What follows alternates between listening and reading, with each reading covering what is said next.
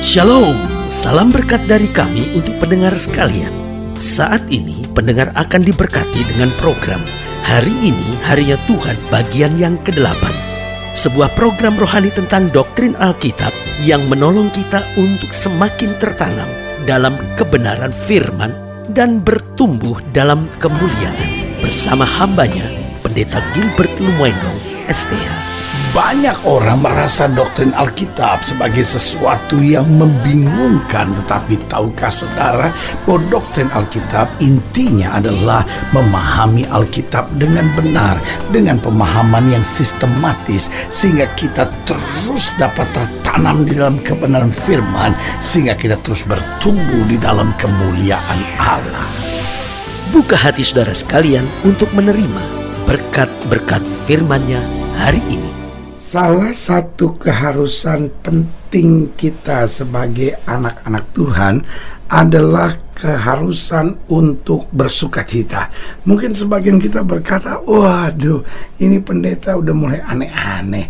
Masa sukacita adalah keharusan? Lo ingat Filipi 4 ayat 4, Alkitab berkata, bersukacitalah kamu di dalam Tuhan. Sekali lagi kukatakan kepadamu, bersukacitalah.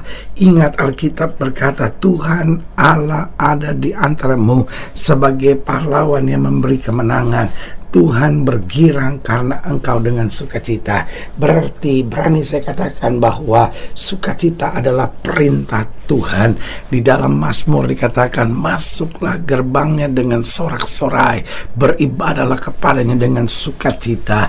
Berarti jelas bahwa kita harus simpulkan sukacita adalah perintah Tuhan.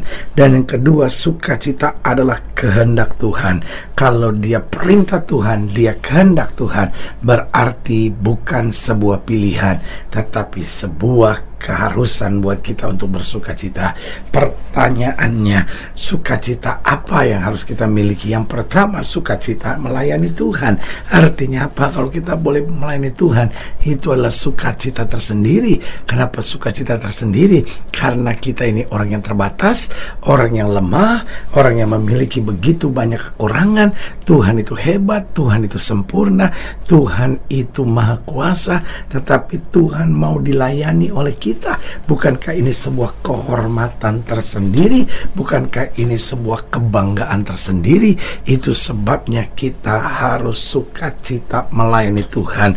Bertobat itu baik, tetapi bertobat bukan tujuan akhir iman Kristen kita. Setelah kita bertobat, kita harus membagikan kasih kemurahan Tuhan yang sudah kita terima. Dengan apa? Dengan melayani Tuhan. Dan melayani Tuhan kita kerjakan bukan supaya diberkati. Melayani Tuhan kita kerjakan bukan supaya kita mengalami lebih banyak lagi mujizat dalam hidup kita, tetapi justru karena begitu banyak berkat yang sudah kita rasakan, begitu banyak mujizat yang sudah kita alami, kita bersukacita melayani Tuhan. Karena Dia Tuhan yang baik, Dia mengangkat kita, Dia melibatkan kita, dan itu berarti sebuah kehormatan tersendiri buat kita. Jadi sukacita yang pertama itu sukacita melayani Tuhan. Yang kedua yaitu sukacita melakukan kehendak Tuhan. Oh haleluya. Itu sebabnya kita tahu bahwa firman Tuhan itu adalah pelita bagi kaki kita dan terang bagi jalan kita. Alkitab dengan tegas berkata, bukan orang yang bersuruh Tuhan, Tuhan dapat masuk dalam kerajaan sorga, tapi setiap mereka melakukan kehendak Tuhan. Berarti sukacita kita yaitu sukacita dalam melakukan kehendak Tuhan. Karena kita tahu orang yang mendengar firman dan tidak melakukannya, dia sama seperti orang bodoh. Tapi sebaliknya, orang yang mendengar firman dan melakukannya, dia sama dengan orang-orang yang bijaksana. Berarti ketika kita dapat melakukan kehendak Tuhan, itu adalah sukacita kita. Yang ketiga, sukacita dalam mengasihi orang lain. Nah ini penting, karena Alkitab berkata Allah itu kasih. Barang siapa yang mengenal Allah, dia hidup di dalam kasih. Artinya kita sukacita bukan karena orang baik dengan kita, tapi kita bisa bersukacita mengasihi orang. Bahkan orang yang merancangkan yang jahat, orang yang mengecewakan kita, bahkan orang yang mengutuk kita sekalipun, Alkitab berkata berkata berkatilah, dan jangan balas yang jahat dengan yang jahat. Berarti jelas buat kita bahwa sukacita adalah keharusan buat setiap anak-anak Tuhan. Yang pertama, sukacita melayani Tuhan. Yang kedua, sukacita melakukan kehendak Tuhan. Yang ketiga, sukacita mengasihi orang lain. Dan yang keempat yang harus kita mengerti, sukacita dalam menghadapi tantangan dan pergumulan hidup. Haleluya. Ini mungkin kedengaran agak aneh. Ini pendeta apaan sih? Masa kita sukacita menghadapi tantangan dan masalah? Lu kita tahu bahwa Allah turut bekerja dalam segala perkara untuk mendatangkan kebaikan. Artinya masalah terjadi dalam hidup kita bukan secara kebetulan.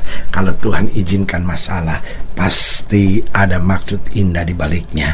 Bahwa setiap masalah kita, waktu kita selesaikan dalam ketaatan kepada Tuhan, pasti akan berbuahkan kemenangan dan kuasa yang sempurna. Haleluya.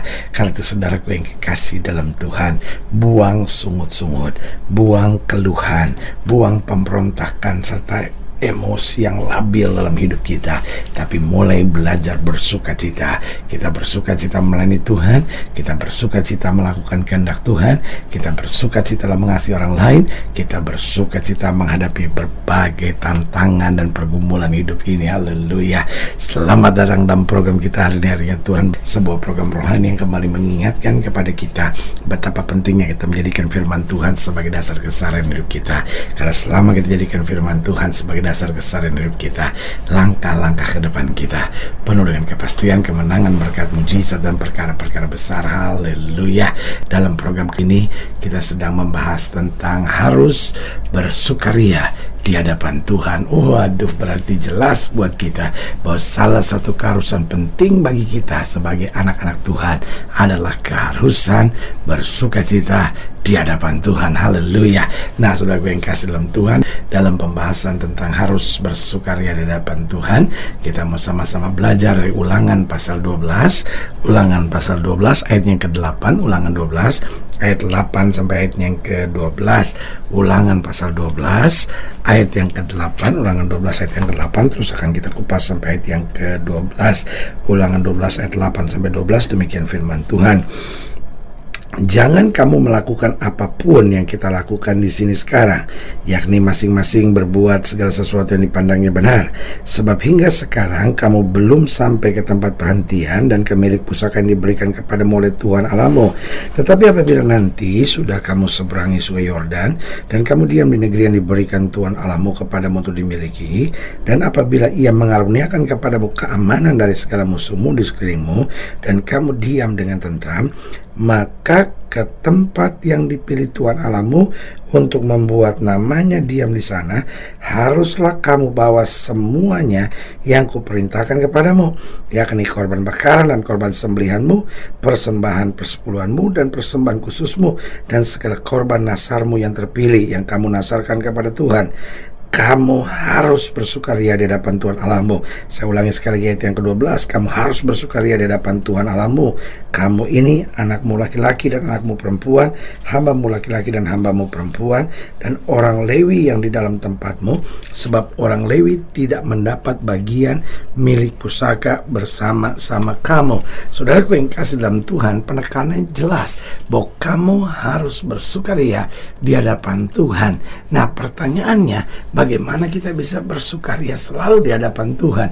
Yang pertama, kita harus sadar dan mengetahui bahwa kita sudah ditebus dari dosa. Ini dasarnya kita bersukaria.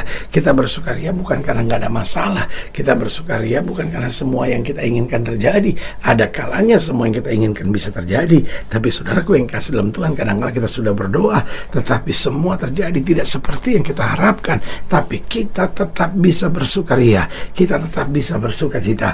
Minimal kita tahu, saya sudah ditebus dari dosa saya sudah tidak lagi hidup di bawah kutuk, saya sudah tidak lagi hidup di bawah kehancuran, tetapi saya hidup di bawah anugerah dan kasih karunia Tuhan yang sempurna. Haleluya. Bagaimana kita bisa bersukaria? Selalu sadar dan ketahui bahwa kita sudah ditebus dari dosa kita. Berarti kita tidak akan lagi masuk neraka, kita tidak akan lagi dibinasakan, kita tidak lagi berada di bawah belenggu kutuk, dan kita tidak lagi ada di bawah penjajahan setan. Haleluya. Yang kedua, bagaimana kita bersukaria selalu, yaitu sadar dan ketahui bahwa kita berharga bagi Tuhan dan pekerjaannya.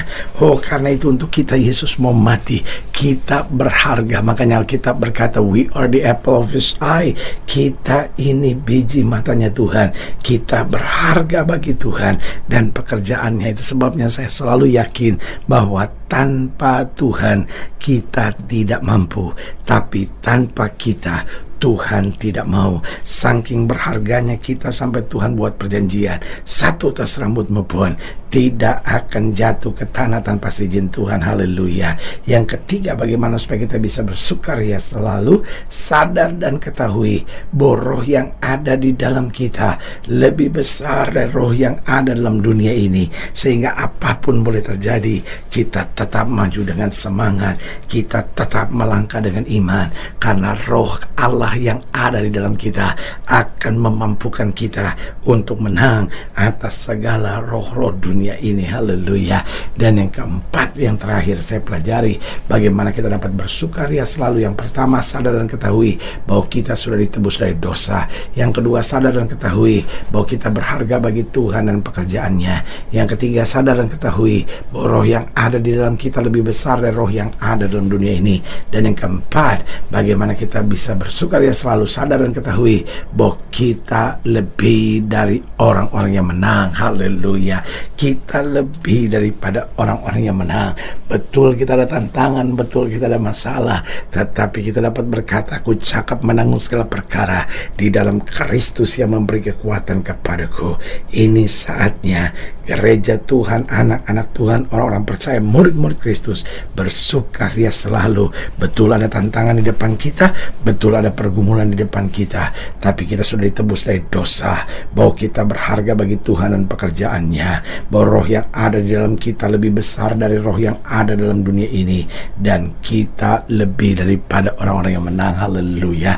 Saudaraku yang kekasih dalam Tuhan, jika saudara yang dilayani lebih jauh, hubungi kami melalui telepon, hubungi kami melalui surat, kunjungi website kami, karena kami ada untuk membawa Bapak Ibu saudara senantiasa lebih dekat pada Tuhan dan mengalami kasih kuasa mujizat yang luar biasa. Haleluya. Secara khusus melalui program ini juga saya mau berdoa buat setiap saudara yang sakit, setiap saudara yang berbeban berat, karena saya percaya bahwa bagi Allah tidak ada perkara yang mustahil. Nah, saudara-saudara yang didoakan secara khusus, boleh taruh tangan kanan saudara di dada dan kita akan berdoa. Mari kita berdoa. Bapa, dalam nama Yesus, hamba doa buat yang sakit, hamba doa buat yang berbeban berat, hamba doa untuk setiap orang yang sedang menghadapi masa-masa yang sukar, karena hamba percaya bahwa bagi Allah tidak ada perkara yang mustahil. Setiap mereka yang sedang taruh tangan kanannya di dada, hamba doakan di dalam nama Yesus, Tuhan jamah kekuatan, anugerah, mujizat boleh terus terjadi, sehingga kami dapat menjadi orang-orang percaya, murid-murid Kristus yang tetap bersukaria dalam segala hal di hadapan Tuhan, karena kami tahu kami sudah ditebus. Kami tahu bahwa roh di dalam kami lebih besar dari roh yang ada dalam dunia ini, bahwa kami berharga bagi Tuhan dan pekerjaannya, bahwa kami lebih daripada orang-orang yang menang. Di dalam nama Yesus kami berdoa. Haleluya. Amin. Saudara gue yang kasih dalam Tuhan, kita sudah berdoa. Ingat, Allah tidak pernah lalai menepati janjinya. Inilah saatnya buat kita untuk bangkit bersemangat, bersukacita dalam menghadapi segala perkara, karena kita tahu Yesus hidup, Yesus berkuasa dan selalu menyediakan yang terbaik buat anak-anaknya. Doa saya menyertai saudara. Sampai berjumpa pada program berikut. Jangan lupa, jadikan hari ini harinya Tuhan. Haleluya.